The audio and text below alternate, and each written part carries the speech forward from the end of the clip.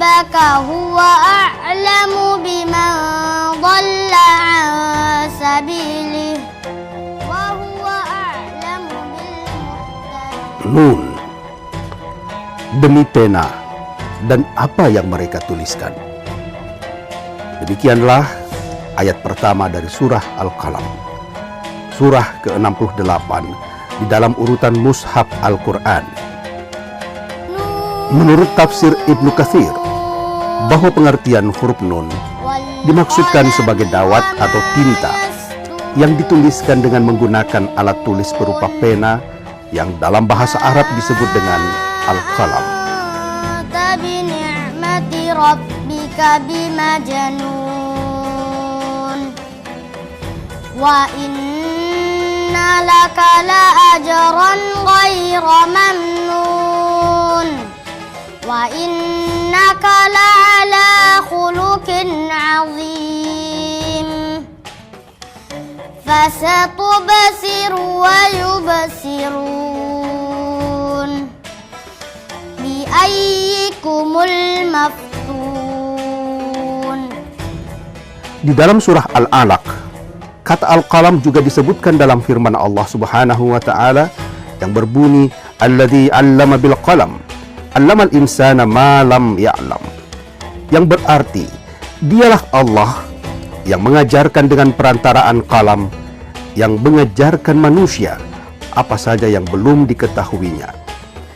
Kedua ayat ini menjadi isyarat betapa pentingnya kemampuan untuk dapat menulis.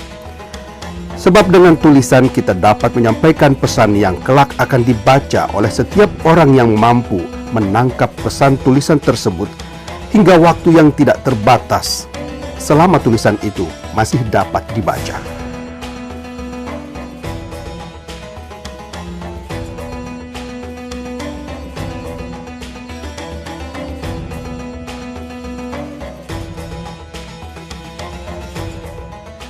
Dakwah lewat tulisan berarti menyampaikan ide atau pesan melalui sebuah karya tulis, apakah itu berupa artikel ataupun karya ilmiah.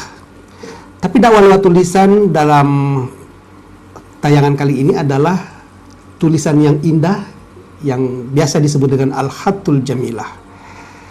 Saudara pemirsa Jejak Islam, kita berjumpa kembali untuk memberikan wawasan kepada Anda tentang khasanah Islam yang kali ini mengangkat tema tentang dakwah lewat tulisan.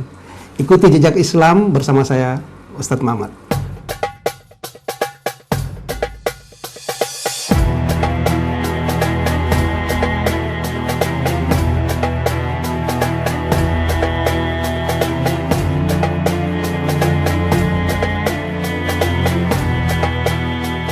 Inilah salah satu peninggalan sejarah dari Kerajaan Goa, Sulawesi Selatan.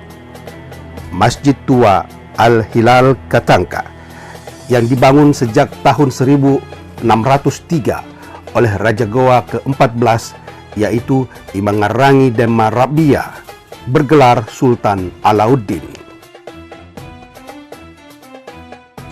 Sejak didirikan pada 4 abad yang lampau, beberapa bagian dari keaslian bentuk masjid ini masih dipertahankan.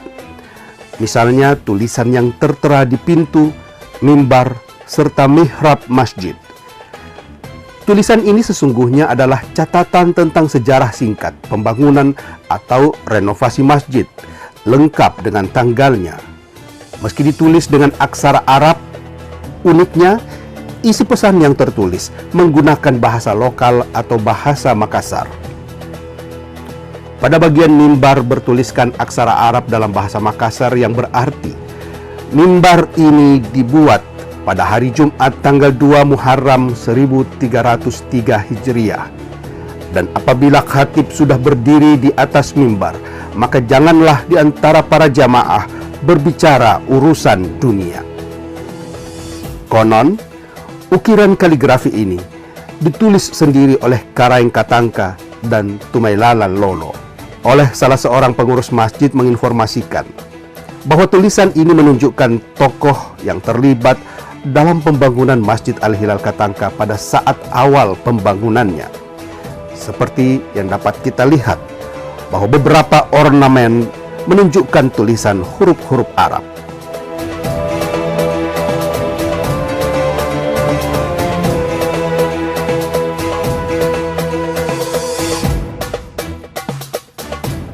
Di Indonesia pada umumnya, bentuk seni budaya Islam yang merupakan peninggalan sejarah masih dapat ditemukan di beberapa situs purbakala, seperti halnya di beberapa makam Raja Goa dan Talok, di mana peninggalan kaligrafi kuno ini dianggap sebagai pertanda masuknya Islam di Nusantara.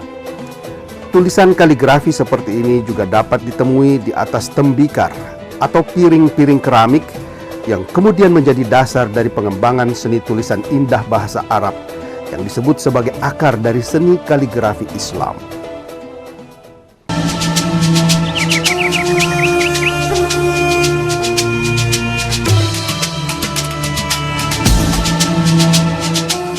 Kita seperti dilumpuhkan, tidak sedikit korban berjatuhan. Namun,